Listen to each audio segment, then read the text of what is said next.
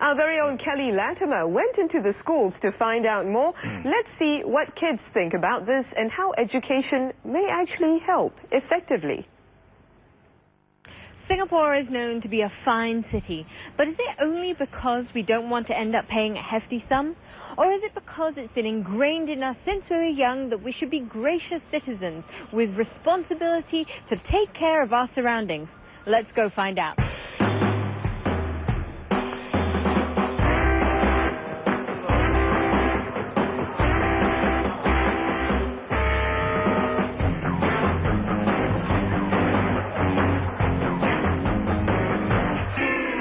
Compared to other countries, I think Singapore is, as a whole nation, is clean, but rather we can make some improvement as in our individual. Because Singapore is now clean because of the cleaners that Singapore has. I think people nowadays take those cleaners for granted and they don't really bother much about cleanliness in public spaces, but because after all they are not staying out there. Maybe to encourage Singaporeans to clean up after themselves more, that heavier fines would help. The fine system on the whole is something that works only on the minimal extent. To have fines is to impose something whereby when somebody does something wrong, there is a certain form of punishment. We should actually go towards more of the educational approach, whereby the government takes more initiative to teach children when they're young how to clean up and what they're supposed to do when they're outside.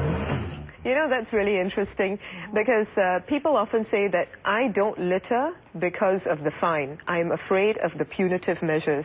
But I don't think they really understand the importance of keeping the environment clean. You know, so if you impose a fine if you don't return the tray, they will start returning the tray, not because they truly feel that this is what they need to do. Now, even on our Facebook site, a lot of people have said that you publicize the fines a lot, but you don't tell us why it's important for us to behave. So perhaps we need to take a different approach here. Pui Hun? Yes, I think sometimes we also have to praise those people who have done it right. You know, it's good to let people know that they do have some people is very conscious about all this good habits. So rather than keep on focusing on the negative side. Right. So if you don't do it, you get fined, and that's why they end up doing it. They don't really learn anything. Right? And that's a little bit about, that's also related to what you said earlier about internalization, isn't it? How can we change tack here? Some of the things that, like I've always believed that, you know, don't do things only when you are being seen doing it. Right? If you are able to do cleaning up on your own without demonstrating to anybody that you're doing something because it's a nice thing to show in the public, that will be very key for us to change the whole attitude. Maybe we should obliterate the fine system, focus instead on education. Imagine how shocked Singaporeans would be if you told them, go ahead and litter, you will not be fined. Perhaps then they'll stop littering, for example. What do you think? Well, that itself is a shock for the government to say that, you know, I'm going to take off the fine, because like I remember some time ago, if the MM Lee did comment that if we take away the fine, Singapore will be littered all over again. Because people just don't have it in them to be responsible? Absolutely. Are we underestimating them, perhaps? What do you think? Let's go to our audience. I don't really think we need fines. I mean, have you ever thought of like giving incentives? Like during the YOG, remember on the roads they had those signs like please give way. Then there was a fine if you didn't give way, but there was an incentive if you gave way. So what was the incentive? Do you recall? I think it was, I can't remember what it was. But I remember it was very weird because it was the first time there was an incentive given, and this time it's not just a blanket fine. It's, oh, we give you stuff if you know you are nice, like you follow the rules. So do you think that would work better? Interesting point, Marcus. Now, if you were given an incentive, do you think it would work for you personally? To be politically correct, Don't be politically correct. Be honest. To be honest, I guess it would, because it's it's the lucky draw mentality that people always have. You know, at dinner and dancers, to stay all the way, they have a lucky draw, so you stay all the way, just for the chance of winning something. All right. So yeah, it's the lucky draw. So what prize would you like to win, Marcus, for not littering?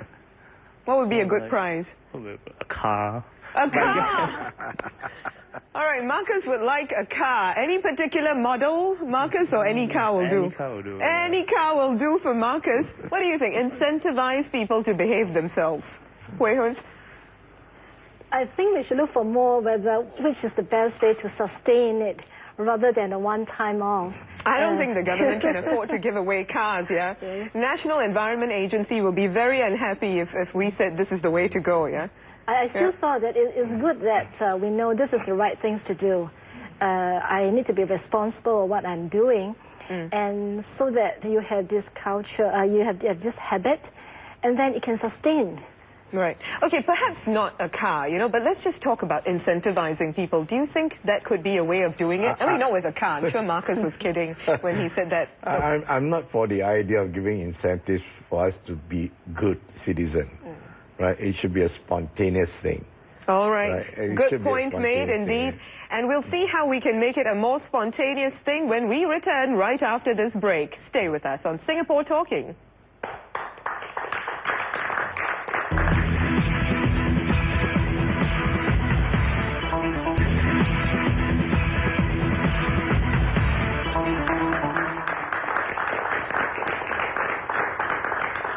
Welcome back to Singapore Talking. You're watching us on Channel 5 and listening to us on 938 Live. Thanks for joining us today.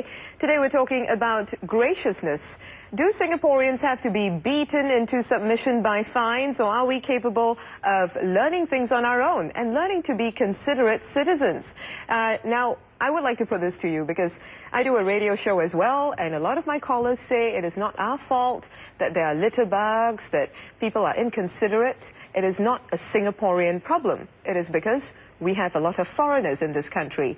Is this genuinely valid, or do you think this is again a case of Singaporeans shoving the responsibility to someone else? Rodney? You look at the East Coast area after every weekend, right? The many packages that the workers have to clean up after every weekend. Go and take a look at that area, and it tells that Singaporeans are just many of us are equally guilty of littering. Now, the area, 20% of our people in Singapore are foreigners. It is more than just the foreign workers, all the way to the executives along Orchard Road or even in Raffles Place. Many of them will play a significant role, and many of them have brought the good things that they have from the country. For example, I've been to New York. I've seen in Queens, in Harlem, supposed to be poor area. Those guys, they return tray very spontaneously. There were no campaigns that I've seen for them to do that. But the point is, I think a lot of Singaporeans would say that we have foreigners from third world countries who may not be quite in sync with our culture here. To what extent do you feel that's true, Hui Hun? Not always true. I can give one example that Restroom Association, we have visited some of the construction sites. And there's one, this contractor has built a very nice toilet for all their construction workers. But when we go and visit their toilets, it's sparkling clean. Right, and so these are toilets being used only by foreigners. Construction workers. So it tells you that when the foreign workers come to Singapore, I think the employer will have all the orientation program. Every time we've done a survey on who the litter bugs are, a lot of them are Singaporeans, And I think lately there was another survey showing that young people tend to be lackadaisical about these things. If there is no bin in the vicinity, they're not going to bother not to litter. They will just throw the litter anywhere. So again, we're coming back to the question of education, isn't it? What would be an effective way of getting people to behave themselves, to be gracious overall? Let's see what you have to say. Perhaps you have some suggestions? I suppose education can only go so far because everybody keeps saying that it starts when you're young, right? And no matter how good of an influence your parents are to you, there's this vicious circle, as in if other people do it, you will tend to do it too. So peer pressure, right? Yeah, but the thing is,